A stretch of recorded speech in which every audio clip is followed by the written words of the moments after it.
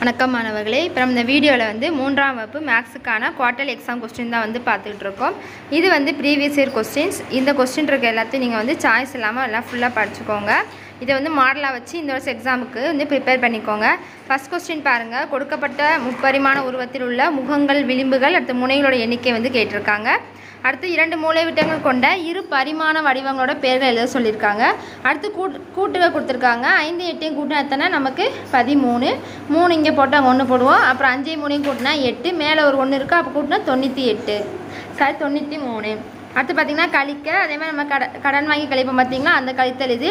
அது கீழே இருக்க சம்மும் அதே மாதிரி தான் கழித்தல்லாம். அப்புறம் ரெண்டாவது இருக்குது பார்த்திங்களா, அது வந்து கூட்டல். கூட்டி ஆன்சர் போட்டுக்கோங்க. அடுத்து கொடுக்கப்பட்டுள்ள எண்ணின் முன்னி மற்றும் தொடரி. முன்னினா முதல்ல அதுக்கு அந்த நம்பருக்கு முன்னாடி உள்ள நம்பர், தொடரினா அந்த நம்பருக்கு பின்னாடி உள்ள நம்பர். 400க்கு முன்னாடி உள்ள நம்பர் என்னது? 399. 400க்கு பின்னாடி உள்ள நம்பர் என்னது? 401. அடுத்து 438 விரிவாக்க வடிவில் எழுதுக. எப்படி எழுதணும்? 400 கூட்டல் 30 கூட்டல் 8 எழுத சொல்லுவோம் பார்த்தீங்களா, அந்த மாதிரி எழுதணும். திரும்பவும் நமக்கு ஒரு கழித்தல் கொடுத்துருக்காங்க. அது கடன் வாங்கி கழித்தல் தான். கடன் வாங்கி கழித்துக்கோங்க. அடுத்து 7வது பாருங்கள். 5 1 8 இலக்கங்களை ஒரு முறை மட்டும் பயன்படுத்தி அனைத்து 3 இலக்க எண்களையும் உருவாக்குக.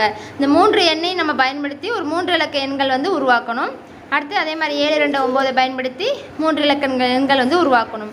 நெக்ஸ்ட் 8வது கொஸ்டின் வந்து ஒரு கடையில் 527 அரிசி மூட்டை இருக்குது, 359 பருப்பு மூட்டை இருக்குது. கடையில் உள்ள மூட்டைகள் மொத்தம்னா என்ன செய்யணும்? நம்ம கூட்டணும். அப்போ என்ன செய்யணும்? கூட்டி எழுதிடுங்க. அதுக்கடுத்து பார்த்தீங்கன்னா சமச்சீர் தன்மை கொண்ட வடிவத்தை என்ன செய்யணும்? டிக் பண்ணணும். எது சமச்சீர் தன்மை கொண்டதோ அதை வந்து டிக் பண்ணி எழுதிடுங்க. அடுத்து 10வது வந்து நாட்காட்டியை உற்று நோக்கி பின்வரும் வினாக்களுக்கு விடையளிக்க. நமக்கு வந்து ஒரு நாட்காட்டி கொடுத்துருக்காங்க. அந்த நாட்காட்டியை பார்த்து நம்ம பின்னாடி கொஸ்டின்ஸ் கேட்டிருக்காங்க. அந்த கொஸ்டின்ஸ்க்கு நம்ம வந்து ஆன்சர் பண்ணணும்.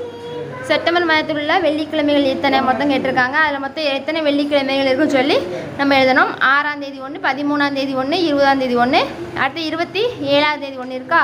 அப்போ மொத்தம் நமக்கு 4 வெள்ளிக்கிழமைகள் இருக்குது. அப்போ 4ன்னு போட்டுருங்க. அடுத்து 3ஆம் ஞாயிற்றுக்கிழமை எந்த தேதியில் வருகிறதுன்னு கேட்டிருக்காங்க. அதையும் ஆன்சர் பார்த்து எழுதிக்கோங்க.